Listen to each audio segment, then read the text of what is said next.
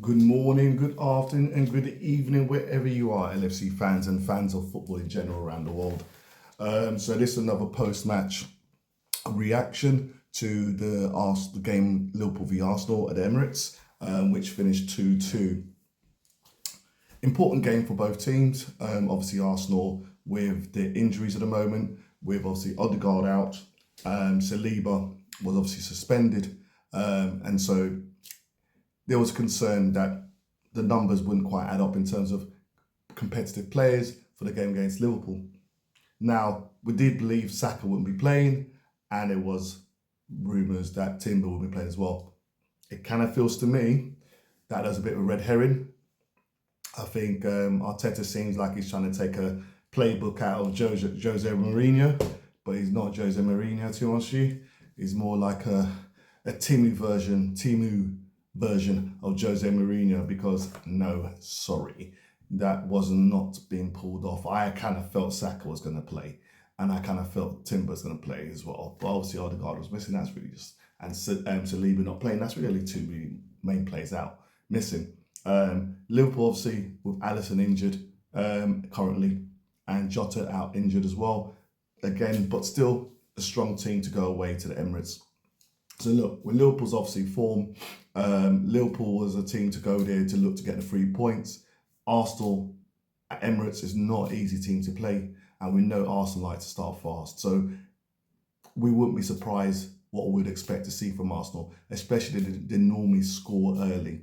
So when we chop down the game and look at things, right. I want to start off just being critical of the starting lineup. And I think you've heard me mention this on posts before. Robbo. I've had concerns about Robbo since I've seen him playing this season. And look, I'm not one of these ones, player doesn't play well one game and starts criticising what's around the club. Robbo has been a great servant to Liverpool. Swashbuckling, Scottish marauder, playing for Hull, relegated team, but one of their best players. Being seen by Klopp, brought into Liverpool, and being part of the Klopp-elution of Liverpool that we saw. One of the highest assist rates. That obviously gone down a bit. He can't get up and down the pitch. We can see that. Scottish captain. I feel the miles are showing. We've had that situation where Fabinho and Hendo fell off a cliff, boom, one season, and we saw the effect. I feel we're seeing that with Robbo. His mind's willing, but his body is not able. And now we're starting to be affected by that because he's not been playing well this season. Although Liverpool, yes, has been the best defensive team in the league so far this season, Robbo has not contributed, I feel, positively to that.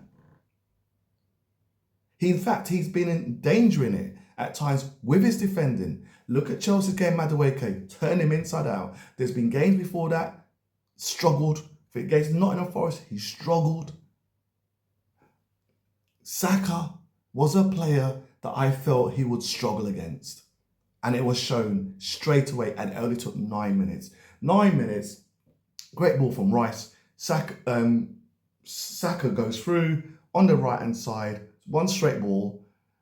Virgil, I think, is expecting Robbo to have it covered. I feel Virgil should have sort of got there, but I'm not going to blame Virgil for Robbo not taking care of something which is bread and butter. We know Saka is a quality player. We know he's gifted.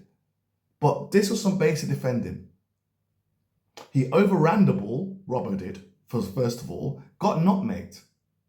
Whereas he should have jockeyed the player, saw him out to the corner, but no. It was Tsimikas is not the one I was think has been knocking on the door enough. But I felt Tsimikas and Gomez was a better option at the moment, because I feel if we're going to drop Kwanzaa after a bad half, we need to be dropping Robbo.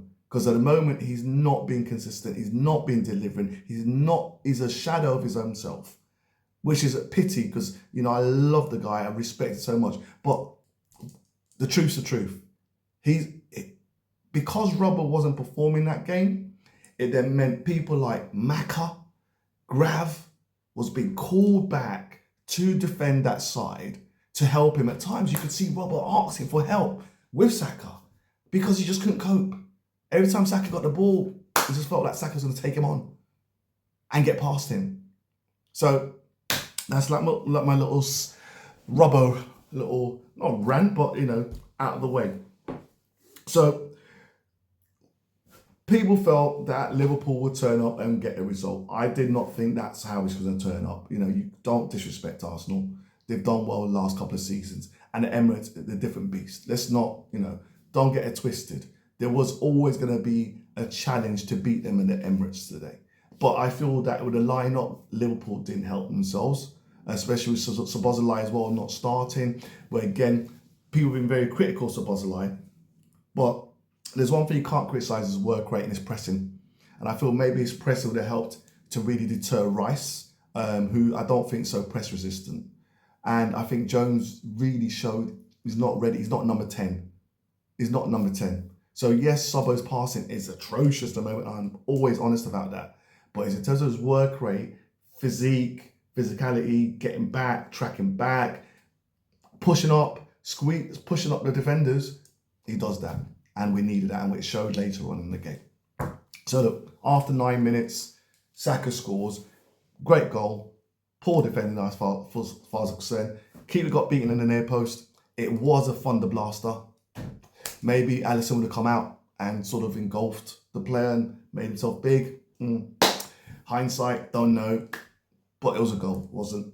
I'm not going to blame the keeper for that necessarily. I've already mentioned who I feel was blamed for that, but also his quality play. Making Saka the youngest Arsenal player at 24 years and 52 days, if I'm exactly right, in fact, 23 years and 52 days, to score 50 goals. Well done. The boy deserves his flowers. He's been consistently up there for England and for Arsenal, and proudly wore the armband for his team. So give credit where credit's due. Wasn't happy, not a good start. Let Arsenal start pushing forward. Liverpool got a corner. Great flick by Diaz. Virgil gets in there, makes it 1-1. And the game, I felt then I always felt Arsenal was still in control of the match. I just felt Liverpool was pushing forward, but not creating anything. At times, I feel there was too much space between the midfield and the defenders and midfield and the strikers. And also, initially, Liverpool were trying to play from the back. But then with Arsenal's press, which they are one of the strong pressing teams, Liverpool stopped doing that. Now, I'm not one to moan about that. I don't like seeing that sometimes, especially some games. So, should we have carried on playing that and try to draw them out and break through the lines? Possibly. I kind of not too disappointed that we went long. The concern I've got is that we went long, but not long to a purpose. Didn't give Núñez any chance to get a ball. Salah at times wasn't getting good balls. So, go long, yes. Go long with a purpose is better. So we stopped playing the ball around the back, which I felt a lot better for. What I didn't like at some point later on in the game, in the second half, was Kelleher deciding to do a little Maradona or Cruyff turning the ball. Please don't do that again too often. Thank you very much. So, set pieces, Arsenal getting free kicks. Liverpool giving away free kicks after free kicks after free kicks. We got an early scare where Moreno just missed the ball trying to do some sort of overhead scissors kick. And I didn't like what I was seeing. We were not watching a man. So Liverpool line of defenders was there. Arsenal were being lazy, all offside, then running in. But then when they're running in, you then need to know who you mark your men. And I kind of felt we were watching the ball and not the men. So the ball comes in by Rice, quality ball, comes in, bullet header Moreno. Poor defending. And Virgil's boot puts him on side. I'm not going to blame that for anything. It's not marking your players that's an issue for me. And that meant 2-1, and I was livid. But it's probably what Arsenal deserved, to be honest with you. The way Liverpool set up and how that first half went. Now, second half, we knew some changes needed to be made, but no changes initially. Let it go for another sort of 10 minutes, and then some changes were made. Robert had to come off, and Robert did come off. And Tsimikas came on. Tsimikas came on. That gave us a better attacking presence on left-hand side, and also just kept Saka quiet. So Bosla came on again. Jones, we needed that change, and McAllister came off, and Gakpo came on.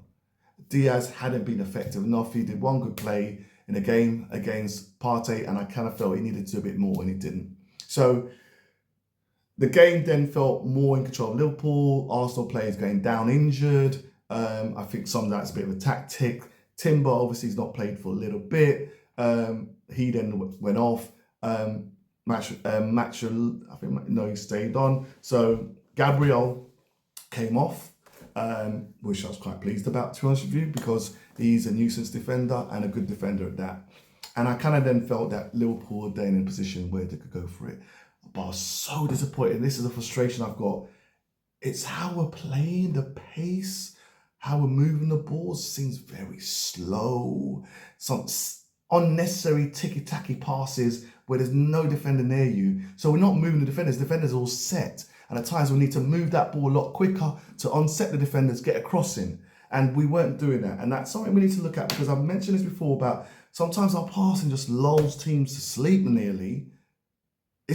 We just need a bit more pace on it. And hopefully Slot feels the same. Hopefully Slot sees that and he needs to give that change. But I don't know if that's a confidence thing or what. But normally, yes, we used to be 100 miles per hour, heavy metal. Just at times, just so too slow. And we need to, especially games like this, where we need to show urgency, because the game was there to be won. Great ball from Trent, who had not a great game. I'll get back to that later. Great ball from Trent. Nunez, who had a good game. And though didn't get chances, had a good game. Defensively, attacking, keeping them busy, but not having shots. Okay. Nunez, nice cross on a struggle to Salah, and lovely left foot finish. Made it 2-2. And the game sort of dwindled a little bit. There was some moments of a goal disallowed, but that was a free kick. And there was a handball alleged in there as well. So the game finishes 2-2. We get the point. We're 22 points in the league, 23 points for City, 1 point behind. Not going to complain about that. I'm happy with that. I mean, yes, was the game there to be won? Yes. I think Slot is learning, because people say, oh, but Slot should know, he watched. It's different. He's managing against competing against these coaches. So now he's coached against Arteta. He's seen something that he didn't expect to see. I don't know why. I think always expect to see Saka, Macelletti, and we know Macelletti is always ripping Trent. Always ripping Trent. He ripped him again this game. I don't know what people talking to me about. Trent had a good game defensively. He didn't. Macelletti got past him so many occasions and crossed it. Just because he didn't get past him and then run into the box. Sometimes just getting a little second away from your man, crossing it, that's the job done. And Trent just looked lethargic. Looks just disinterested. Apart from the pass to Nunez for the goal, Trent's passing was woeful today. Woeful.